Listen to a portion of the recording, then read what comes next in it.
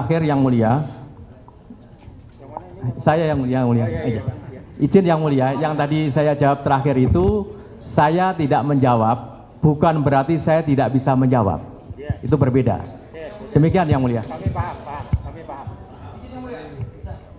Mohon izin yang mulia, dalam putusan yang kami ajukan tiga terpidana, tidak ada ciri-ciri yang dituliskan sebagaimana putusan. Ya, kita nanti itu aja, ini kesimpulan, kita perdebatan ini. Ya, silakan, lanjutkan kalau ada lagi. Ya, terima kasih yang mulia.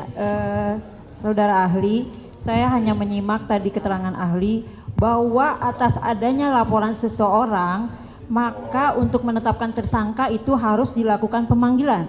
Apabila itu tidak dilakukan, bagaimana menurut pendapat ahli? Mohon izin yang mulia, apa saya tadi berpendapat demikian? Betul, ini saya catat. Saya catat bahwa apabila ada laporan itu harus ada pemanggilan. Tapi jika pemanggilan itu tidak dilakukan, ini perkaranya ada laporan loh, ahli.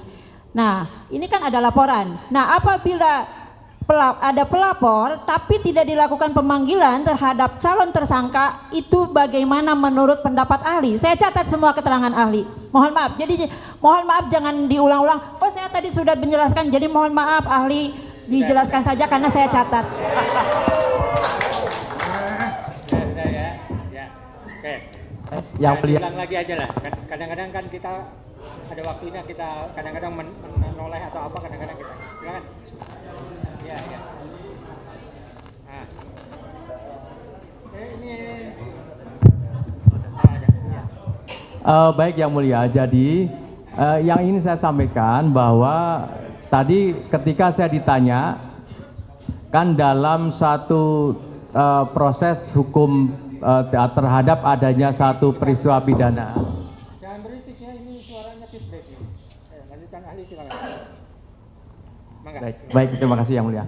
Jadi yang ingin saya sampaikan yang mulia, ketika ada satu proses peristiwa pidana atau tindak pidana, tadi saya mulai dari bahwa tindak pidananya itu bisa saja didahului dengan adanya satu laporan atau tidak didahului dengan laporan.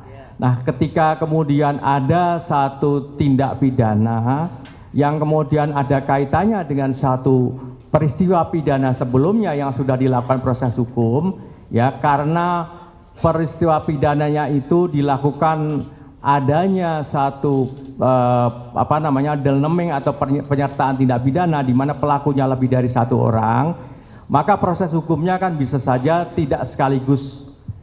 Nah, dalam hal yang tadi disampaikan oleh baik itu oleh yang mulia, oleh termohon maupun oleh pemohon tadi, ada putusan pengadilan yang menyangkut adresat DPO tadi. Maka yang saya sampaikan, kalau ada hal yang seperti ini, penyidik kemudian adresat yang ada dalam putusan pengadilan itu dijadikan sebagai petunjuk untuk menindaklanjutinya dalam proses itu. Nah, pemanggilannya ya tergantung dari penyidik. Penyidik mau memanggil siapa saja, apakah mau memanggil saksi atau memanggil pihak ahli dan seterusnya, kan tergantung dari kewenangan penyidik. Karena penyidik tentu mempunyai satu pertimbangan tersendiri. Saya tidak tahu penyidik, kan begitu. Yang paling penting tugas utama penyidik itu adalah menemukan alat buktinya itu tadi. Demikian yang mulia jawaban saya.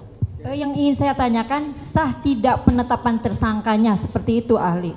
Kalau tidak ada pemanggilan atas dasar adanya laporan.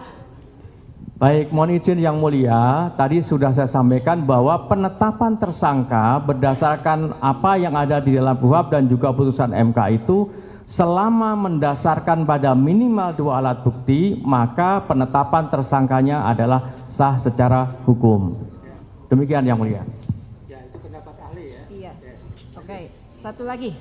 Ini kan tadi ahli mengatakan bahwa DPO sebagai petunjuk. DPO dinyatakan tanggal 15 September 2016. Dasarnya untuk ditetapkan DPO itu harus ada penetapan tersangka. Tapi penetapan tersangka ditetapkan pada tanggal 21 Mei 2024. Apakah ini sah atau tidak? Menurut pendapat ahli bagaimana? Mohon izin yang mulia, selama penetapan seorang tersangka tadi mendasarkan minimal 2 alat bukti, maka sah secara hukum. Ya, menurut ahli seperti itu. Ada lagi?